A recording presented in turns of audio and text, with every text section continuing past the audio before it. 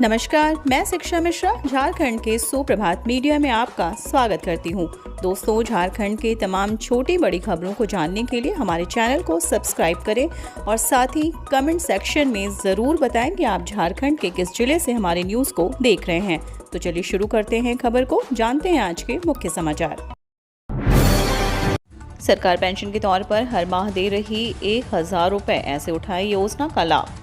झारखंड में रहते हैं तो झारखंड पेंशन योजना के बारे में आपको सब कुछ पता होना चाहिए, क्योंकि यह सरकार की महत्वाकांक्षी योजनाओं में से एक है जिसका लाभ राज्य के आर्थिक रूप से कमजोर नागरिकों को ध्यान में रखते हुए बनाया गया है, ताकि राज्य का कोई भी वर्ग आर्थिक रूप से कमजोर ना रहे। खासकर इस योजना का लाभ शारीरिक रूप से कमजोर नागरिक, विधवा और दिव्यांग नागरिकों को प्रतिमाह पेंशन के रूप में आर्थिक मदद पहुंचाने का काम करती है।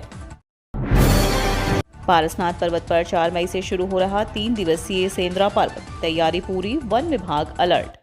पारसनाथ पर्वत में 3 दिवसीय मरांग बुरु सेंद्रा पर्व इस वर्ष भी पूरे उत्साह के साथ 4 से लेकर 6 मई 2023 तक मनाने का निर्णय लिया गया है। इसकी तैयारी पूरी कर ली गई है। सेंद्रा पर्व को लेकर शहीद सिदो कान्हू मध्य विद्यालय मधुबन में मरांग बुरी फाउंडेशन समिति की हुई बैठक की अध्यक्षता करते हुए समिति के अध्यक्ष रामलाल मुर्मू और संचालन सचिव भगवान दास किस्कू ने सेंद्रा पर्व के सफल संचालन का निर्णय लिया। समिति के अध्यक्ष रामलाल मुर्मू ने बताया कि 4 मई की देर रात लोग तीर धनुष, कुल्हाड़ी, फरसा, बीजर, लाठी, डंडा लेकर पारसनाथ पर्वत पर चढ़ेंगे। 5 मई को पर्वत के चारों तरफ जंगलों का भ्रमण कर जानवरों का शिकार करेंगे। 6 मई को पर्वत के समीप तुइयो पंचायत के सोहरिया गांव में बने बेडादाहा स्थान पर जनसभा होगी। झारखंड में कोयला चोरों पर एक्शन की तैयारी, डीजीपी ने दिया ये खास निर्देश। झारखंड के डीजीपी अजय कुमार सिंह ने राज्य में कोयला चोरी रोकने के लिए सख्ती से कार्रवाई का निर्देश दिया है। राज्य पुलिस मुख्यालय में डीजीपी ने रांची, धनबाद, हजारीबाग, बोकारो, चतरा, रामगढ़ और लातेहार में कोयला चोरी से संबंधित कांडों की समीक्षा के दौरान उक्त निर्देश दिया। डीजीपी ने जिलों के एसपी को निर्देश दिया कि वे कोयला चोरी से जुड़े कांड का त्वरित निष्पादन करें। कोयला चोरी रोकने के लिए टास्क फोर्स बनाकर छापेमारी करे और दोषियों पर त्वरित कार्रवाई करे। इससे पहले डीजी सीआईडी अनुराग गुप्ता ने कोयला चोरी के लंबित कांड की स्थिति और चोरी रोकने के लिए टास्क फोर्स के द्वारा की गई कार्रवाई की जानकारी दी। झारखंड के उत्कृष्ट विद्यालय में कैसे मिलेगा दाखिला, नामांकन प्रक्रिया हुई शुरू।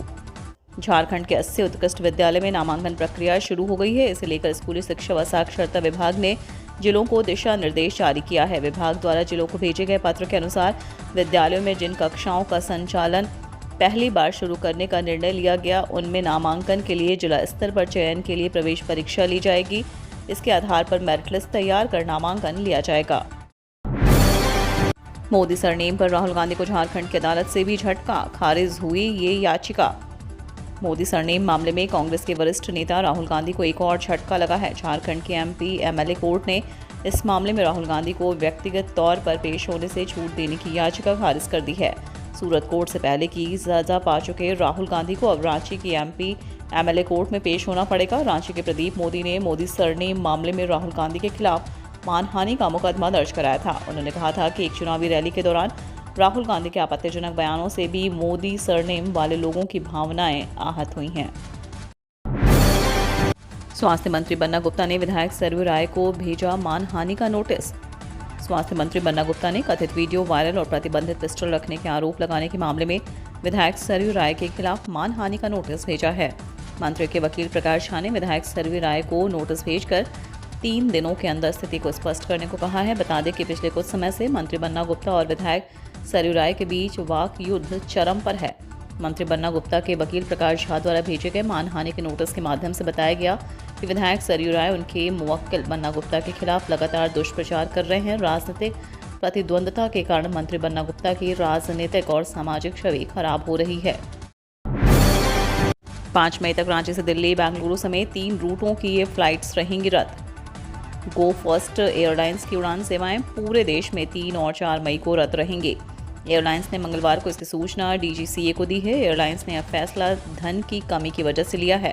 रांची एयरपोर्ट से गो फर्स्ट की 4 फ्लाइट प्रतिदिन उड़ान भरती है। इसमें बेंगलुरु रांची की 1, मुंबई रांची की 1 और रांची दिल्ली की 2 फ्लाइट रद्द रहेंगी। ऐसे में अगर आपने पहले ही टिकट बुक कर लिया था तो आपको परेशान होने की ज़रूरत नहीं है, क्योंकि ये पैसे को रिफंड कर दिए जाएंगे।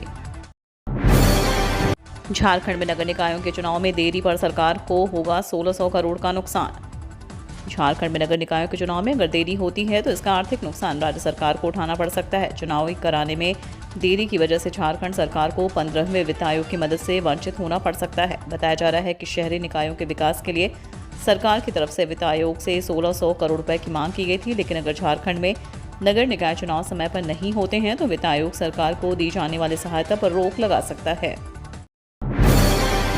डायन बताकर पंचायत ने सुना दिया मौत का फरमान। गांव वालों ने लाठी डंडों से कर दी पति पत्नी की हत्या।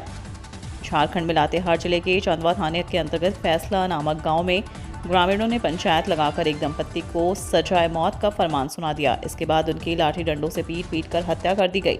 वारदात मंगलवार देर रात की है। इसकी सूचना पुलिस को बुधवार दिन में मिली। जिस दंपत्ति की हत्या की गई उन्हें गाँव में बैठी पंचायत ने डायन ओझा करार दिया था। कहा गया कि दोनों के जादू टोना की वजह से पूरे गांव को नुकसान हो रहा है, इसलिए इन्हें मौत के घाट उतार दिया जाए। मारे गए दंपत्ति की पहचान सिंबल गंजू और उनकी पत्नी के रूप में की गई। सूचना मिलने के बाद गांव पहुंची पुलिस ने शवों को कब्जे में लेकर आगे की कार्रवाई शुरू कर दी है। गुमला में शादी से लौट रहे पिकअप उल्टी, 5 की मौत, 29 घायल। सीएम सोरेन ने जताया शोक।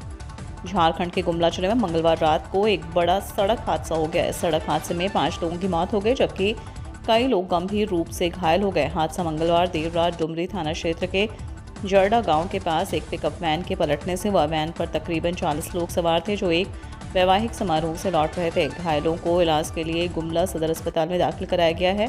घटना को लेकर राज्य के मुख्यमंत्री हेमंत सोरेन ने ट्वीट कर शोक जताया है।